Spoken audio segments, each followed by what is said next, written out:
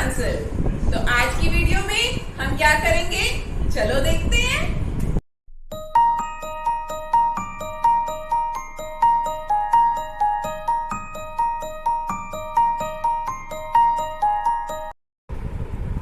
हाँ जी, तो last video में हमने क्या किया था, हमने की थी वर्ड फॉर्मेशन।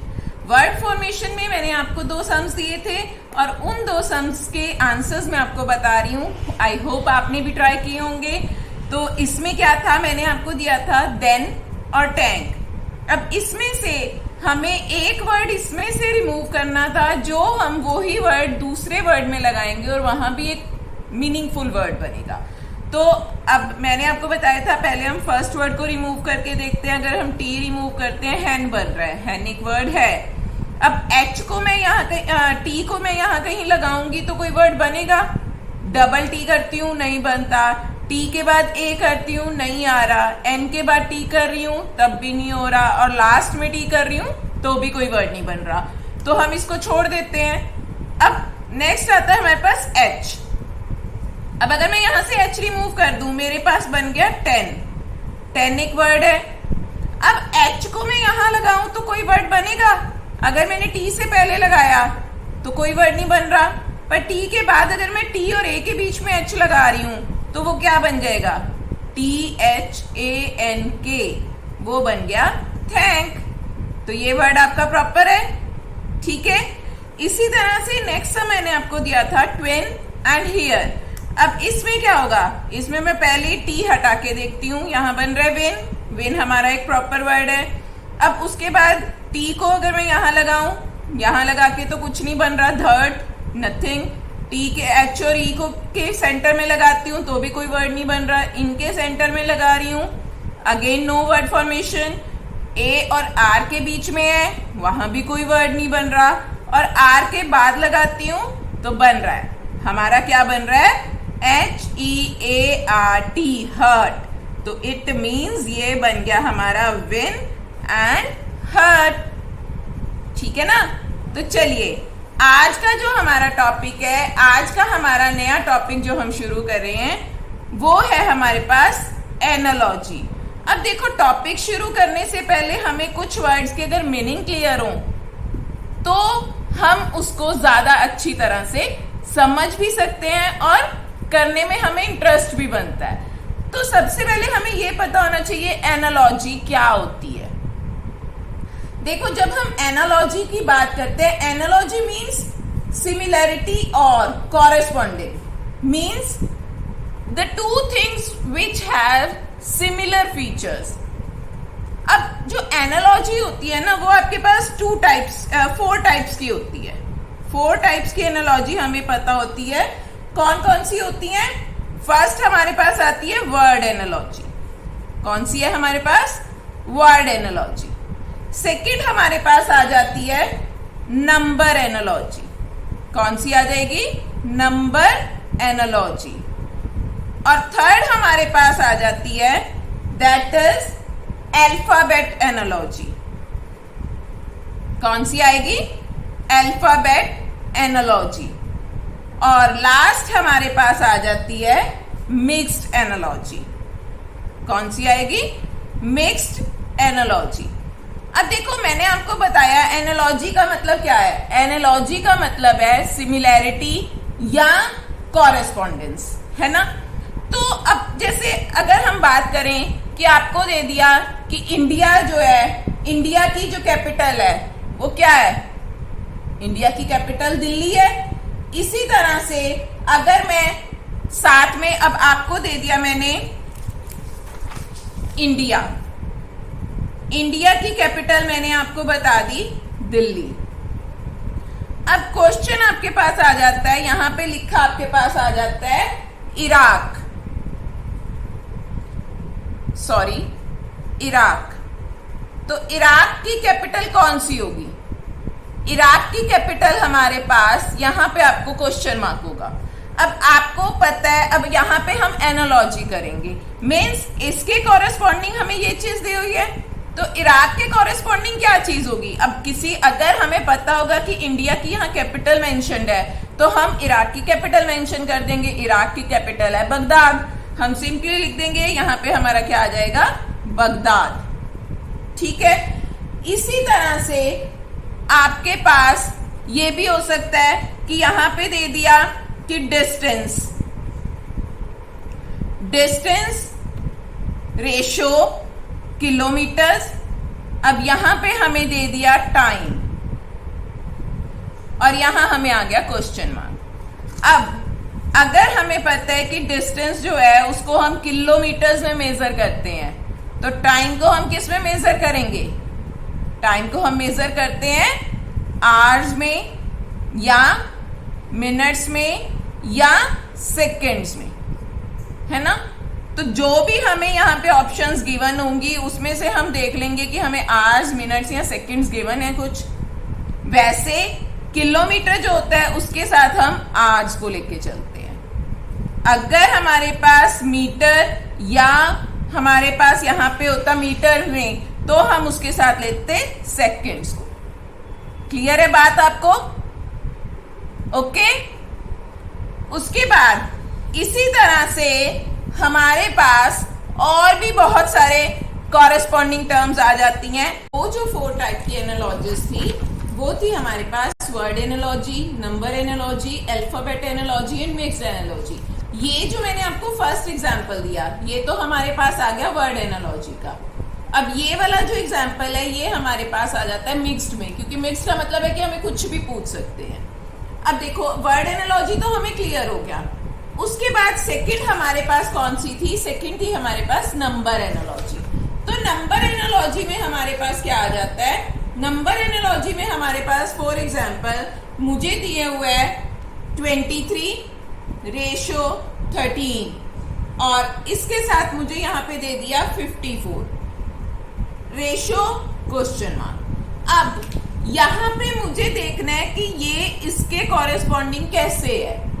जैसे ये इसके कॉरेस्पॉन्डिंग होगा उसी बेस पे मुझे इसके कॉरेस्पॉन्डिंग यहाँ पे टर्म चाहिए होगी। तो अब ये तो सिंपल सा क्वेश्चन है, ये तो मुझे देख के पता चल रहा है कि इसमें से 10 माइनस किया 13 आया है, तो मैं इसमें से 10 माइनस करके 44 यहाँ पे मेरा आंसर आ जाएगा। ये तो था बिल्कुल सिंपल सा। कई बार सिंपल नहीं भी होते हैं, कई बार हमें क्या होता है, लाइक अगर मेरे पास दिया हुआ है 20 रेशो 11 और 102 रेशो क्वेश्चन मार्क। अब आप कहोगे यहाँ पे भी तो 20 में से 11 माइनस 9 माइनस किए तो 11 हो गया, इसमें से भी हम 9 माइनस कर देंगे। बट जो हमें ऑप्शंस दी हैं, कई बार हमें ऑप्शंस के अकॉर्डिंग भी चलना पड़ता है। ऑप्शंस फॉर एग्जांपल हमें दी हैं ये 49, 52, 65 और 85। अब इसमें से अगर मैं 9 माइनस कर रही हूं तो मेरे पास आंसर क्या आ रहा है, मेरे पास आंसर आ रहा है 93। बट 93 तो मेरे पास ऑप्शन ही नहीं है, इट मीन्स कोई और लॉजिक लगे। तो अब मैं और कोई लॉजिक सोचूंगी। देखो अगर मैं इसका हाफ कर दूं, 20 का हाफ क्या हो गया, 20/2 इट इज 10 और 10 में 1 प्लस किया 11। ठीक है, अब मैं ये करके देख लेती हूँ, क्या पता इनमें से कोई आंसर आ जाए। तो 102 का हाफ ये मेरे पास हो गया 51 और इसमें 1 प्लस किया 52, तो यहां मुझे अपना आंसर मिल गया। इन केस अगर मेरा ये भी लॉजिक ना लगता तो मैं कुछ और सोचती। मतलब मुझे वो कॉरेस्पॉन्डेंस देखनी है जो मेरे आंसर्स में भी उस आंसर्स को भी फॉलो करती हो। कई बार हम सोच लेते हैं कि 20 में से 9 माइनस करेंगे 11 आएगा, इसी तरह से नेक्स्ट में भी कर लेते हैं, फिर हम सोचते हैं नहीं यहाँ पे आंसर गलत है। बट नहीं, आंसर गलत नहीं है, हमारा सोचने का वे गलत है। तो we should think in a right way. Clear? ठीक है, आई थिंक आज के लिए हमें 2 एनालॉजीज कर लेनी चाहिए। अब इनके बेसिस पे मैं आपको कुछ क्वेश्चंस दे देती हूँ, you should try those questions. ठीक है, देखो पहले मैं आपको दे रही हूं, चलो पहले नंबर एनालॉजी के ही दे देते हैं। नंबर एनालॉजी में मैं आपको क्या दे रही हूं, नंबर एनालॉजी में फर्स्ट क्वेश्चन मैं आपको दे रही हूं 14 रेशो 225 और यहां पे आपके पास आ जाएगा 17 रेशो क्वेश्चन मार्क। अब इसके ऑप्शंस मैं आपको दे देती हूँ। ऑप्शंस है आपके पास 250, देन है आपके पास 340, नेक्स्ट है आपके पास 300 और उससे नेक्स्ट है आपके पास 324। ठीक है, तो करिए इसको ट्राई। इसी तरह से अब उसके बाद मैं आपको नेक्स्ट एक और क्वेश्चन देती हूं इसी पे बेस्ड। तो सेकंड क्वेश्चन है मेरे पास 9, 24 और यहां पे इसकी कॉरेस्पॉन्डिंग हमें चेक करनी है। अब मैंने लास्ट में क्वेश्चन मार्क की बजाय यहां क्वेश्चन मार्क दिया और इसकी जगह मैंने आपको दे दिया 6 मीन्स अब आपको इन दोनों में जो आपने कॉरेस्पॉन्डिंग चेक करनी है, सिमिलैरिटी चेक करनी है, उसी बेसिस पे आपने इन दोनों में देखनी है और आपको यहाँ पे अपना आंसर देना है। इसके ऑप्शंस मैं आपको दे रही हूं। इसके ऑप्शंस हैं आपके पास 1, उसके बाद आपके पास है 2, उसके बाद आपके पास है 5 एंड लास्ट में आपके पास है 3। ठीक है, अब मैं आ जाती हूं वर्ड एनालॉजी। वर्ड एनालॉजी पे आपके पास क्या होगा? वर्ड एनालॉजी के भी मैं आपको 2 क्वेश्चंस दूंगी और वो 2 क्वेश्चंस क्या हैं? फर्स्ट क्वेश्चन आ जाता है आपके पास।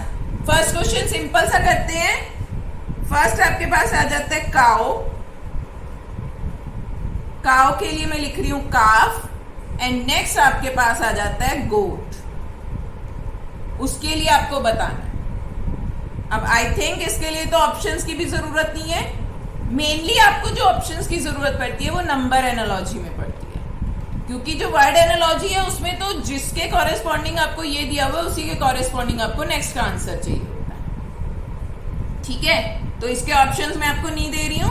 नेक्स्ट आपके पास सेकंड आता है। सेकंड में मैं कर रही हूं डॉक्टर।